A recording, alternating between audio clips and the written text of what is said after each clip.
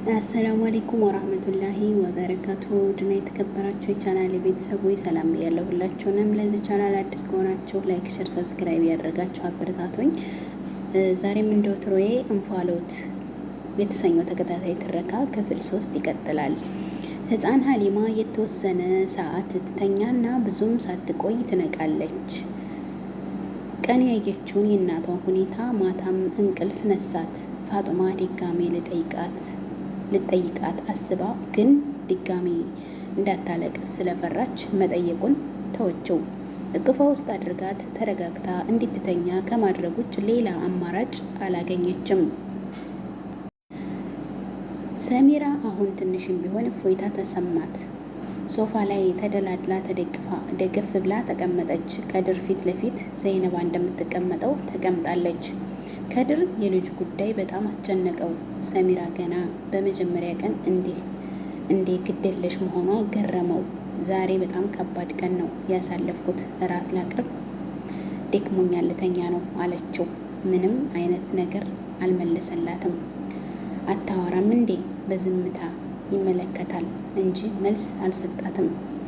መብላት ስትፈልግ ንገረኝ ብለው ወደ መኝታ ቤቱ ሄደች። ሁሉንም ነገሯን ከዘይነባ ጋር እያመሳሰለ ነው። ይሄኔ ሟች ሚስቱ ዘይነባ ብትሆን ከድር ዝም የሚለው ሲከፋው እንደሆነ ስለምታውቅ አጠገቡ ሄዳ ውዴ ምን ነው? ማን ነው ያስከፋብኝ? ንገረኝ፣ ለሰው ሲነግሩት ይቀላል እያለች እንደ ሕፃን እያባበለች ትጠይቀው ነበር። እሱ ግን እሱ ለመቆጣጠር አድርጎ ነበር የሚያስበው። ያኔ በመለሰላት መልስ አሁን ጸጸተው። ሰሚራ የዘይነባን የአዳር ልብስና የእሷን ፎጣ ለብሳ መንቀር እያለች ወደ ሳሎን መጣች። ከድር ልክ እንዳያት ከተቀመጠበት ብድግ ብሎ ተነሳ። ሰሚራም ግራ ገብቷት ምን ነው አለችው። ከድር ገና ዘይነባ ከሞተች 24 ሰዓት ሳይሞላት ስራው የጸጸተው ይመስላል። እረ ምን ነው ደገመችው። አውልቂ ብሎ ፎጣውንም ቢጃማውንም አውልቆ ቢወስድባት ምኞቱ ነው፣ ግን አልቻለም። መልሶ ተቀመጠ። ሰውየው ምን እየሆንክ ነው? ሟች ሚስቱ ዘይነባ እንዲህ ብለው አታውቅም። አይኑ እንባ አቀረረ። እሱም በተራው ወደ መኝታ ቤቱ ሄደ። ግን ሌላ ቀን ወደ መኝታ ቤቱ ሲገባ የሚወድ ጠረን መዓዛ ያለው የሚስቱ ሽቶ ዛሬ የለም። አልጋው ጫፍ ላይ ተቀመጠ። አልጋው ጫፍ ላይ ተቀምጣ በፈገግታ የምትቀበለው ሚስቱ ዛሬ የለችም። መኝታ ቤቱ የተለቀቀ ቤት መስሏል፣ መጋዘን መስሏል። አልጋው ጫፍ ላይ ተቀምጦ ከልብ ተንሰቅስቆ አለቀሰ። ከዘይነባ ውጪ ማንም ሊረዳው እንደማይችል አሁን ነው የገባው። ግን ምን ያደርጋል? ይቅርታ ጠይቆ እንኳን ወደማትመለስበት ሀገር ሸኛት። በእጁ ያለ ወርቅ ይላል ያገሬ ሰው። ከድር ፊቱን ታጥቦ ተመልሶ ሰሚራ እዛው እንደተቀመጠች ናት። ቦታው ላይ ተመልሶ ተቀመጠ። ሰሚራ የጎሪጥ እያየችው ሰዓቱ እየሄደ እኮ ነው፣ እንተኛ እንጂ አለች። በሁኔታዋ በጣም ተበሳጨ። እንዲህ ይሆናል ብሎ አልጠበቀም ነበር። በጣም ደስተኛ እንደምታደርገው ነበር ስትነግረው የነበረው። ግን አሁን እንኳን ደስተኛ ለማድረግ እንደ ባል ራሱ ልታከብረው አልቻለችም። ልክ እንደ ታናሽ ወንድሟ ነው የምታረገው። ድጋሜ ልታዋራ ስትዘጋጅ ይበቃኛል፣ ዝም አልኩሽ እኮ ለምን አይገባሽም? መብላት ከፈለግሽ ብይ፣ መተኛት ከፈለግሽም እንደዛው ብሏት አንገቱን ደፍቶ ማሰብ ጀመረ። እንዴ አንተስ አለችው ሰሚራ። ሚስቴም ልጅም አጠገቤ የሉም። እንዴት ነው እንዴ ቀላል ያየሽው? የሚስትህን እንኳን ተወው፣ ባይሆን ልጅህን ብትል ያምርብሃል። እንዴት ማለት? ወደህና ፈቅደህ መስሎኝ እስከ መጨረሻው የሸኘሃት።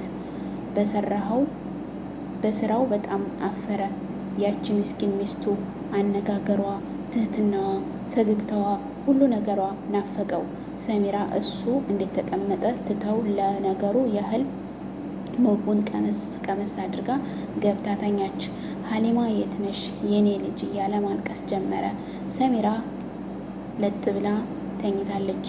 ሰዓቱ ከሌሊቱ 8 ሰዓት ላይ ፋጡማ ሀሊማን እንዳቀፈቻት እንቅልፍ ይዟት ሄደ።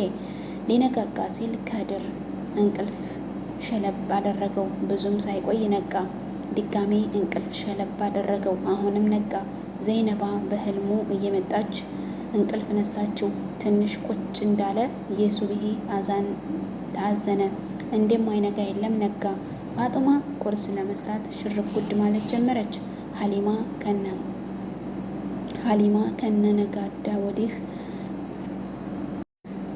ከነጋጋ ወዲህ ነው ጥሩ እንቅልፍ የወሰዳት። ሰሚራም ቁርስ ሰርታ አቀረበች። እሷ መመገብ ጀመረች። እሱ ግን የሚጠብቀው ነገር እንዳለ ነገር ምግቡን አይኑን እያየዋል። ብላ እንጂ እያለችው ሰሚራ ሊያናግራት ቀና ሲል ሰሚራና ዘይነባ ብትሆን የመጀመሪያ ጉርሻዋ ለሱ ነበር። ከሷ ቀጥላ ሀሊማ እኔም ካላጎረስኩ ብላ ታጎርሰው ነበር። እሱም እንደዛው ለሁለቱም ካጎረሰ በኋላ ነበር የሚበላው። ዛሬ ግን የሚያጎርሰውም ጉርሻም የለም። ውስጡ በሀዘን ኮምሸሽ አለ። ምግቡን ትቶት ተነሳ። አትበላም እንዴ በቃኝ ብሎ ልብሱን ለመቀያየር ወደ ውስጥ ገባ። አሁንም ቢሆን ተመሳሳይ ነገር የገጠመው ሁሌም የሚለብሰውን ልብስ ዘይነባ ነበር መርጣ የምታስቀምጥለት። ከለበሰ በኋላም እሷ ነበረ የምታስተካክልለት። ዛሬ ግን የት ይምጣ? ህፃኗ ሀሊማ ትንሽ ረፈርፈድ ሲል ከእንቅልፏ ነቃች። ፋጡማም ያዘጋጀችላትን ምግብ በላች።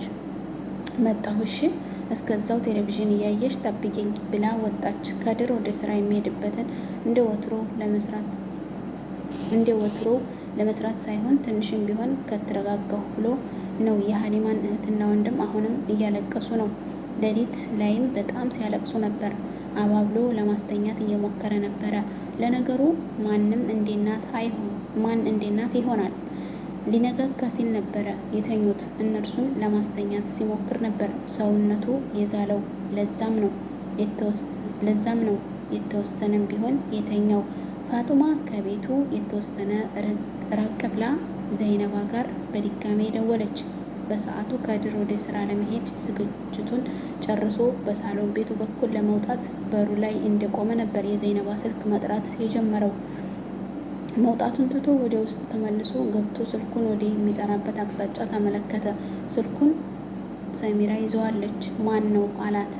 የትላንቷ ሴትዮ ናት። ከድር ስጭኝ። ምን ልትላት?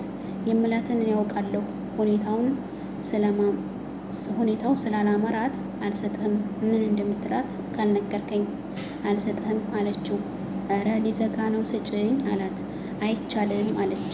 ከድር ተናዶ በጮት ያደረግኩትን ሁሉ ነግሪያት ቢያንስ በስነ ስርዓት ትቀበር ብሎ ተናግሮ ሳይጨርስ ስልኩ ተዘጋ። ፋጡማ ድጋሜ ደወለች። እሺ ነገርኩሽ አይደለ አሁን ስጭኝ። ፋጡማ ድጋሜ የደወለች ነው። ከድርም ስልኩን እንድትሰጠው እየጠየቃት ነው። በንግግሩ በጣም የተበሳጨችው ሰሚራ ስልኩን እየጠራ ሳለ በኃይል ወርውራ ከግድግዳው ጋር አጋጨችው።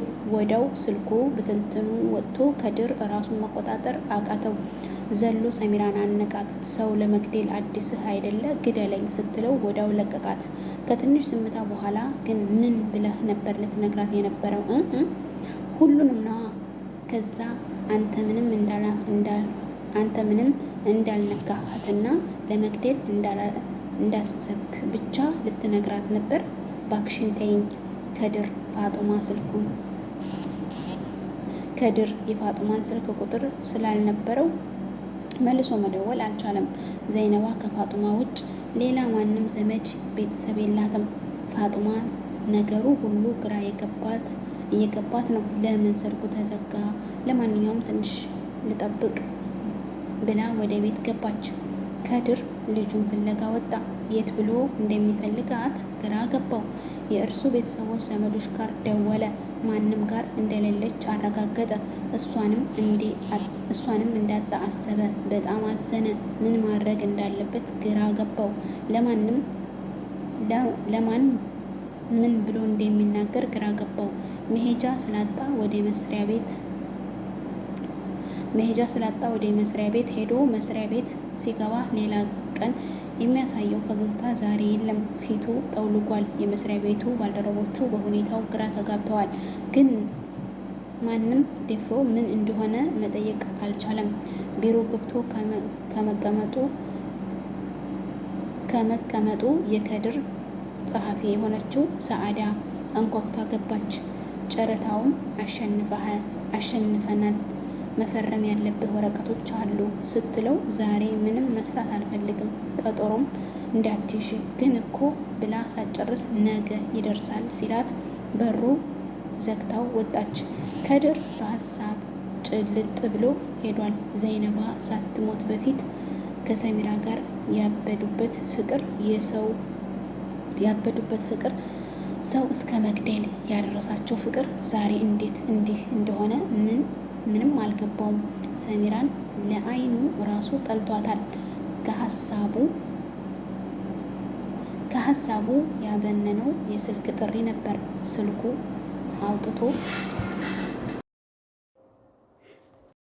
ስልኩን አውጥቶ ተመለከተ። ያልተመዘገበ ስልክ ነበረ። የስራ ስልክ ነው ብሎ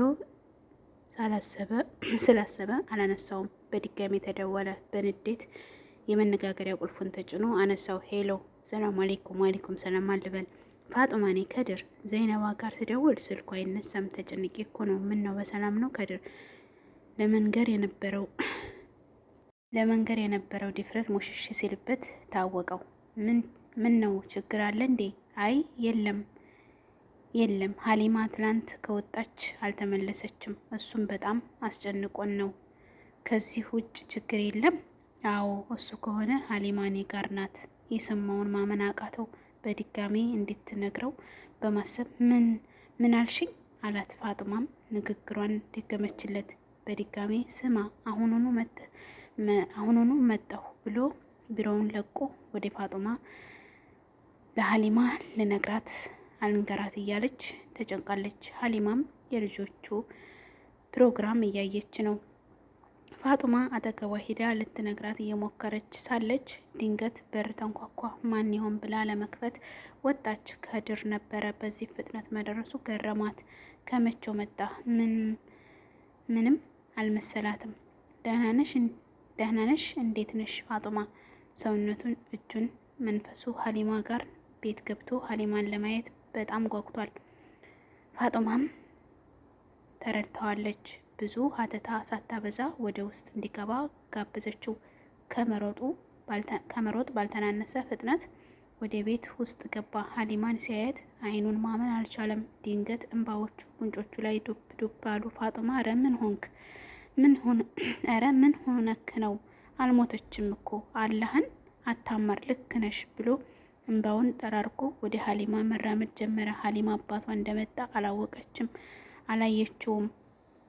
ህፃኗ ሀሊማ ፕሮግራሙን በተመስጦ እያየች ስለነበረ አባቷን አላየችውም። ከድር ወደ ሀሊማ ይበልጥ ቀረብ ብሎ አጠገቧ ተቀመጠ። የኔ ልጅ ሀሊማዬ ብሎ ሲጠራት ባባዬ ብላ አንገቱ ላይ ተጠመጠመችበት። እሱም አቅፎ ላበጠ ሳማት። ፋጡማ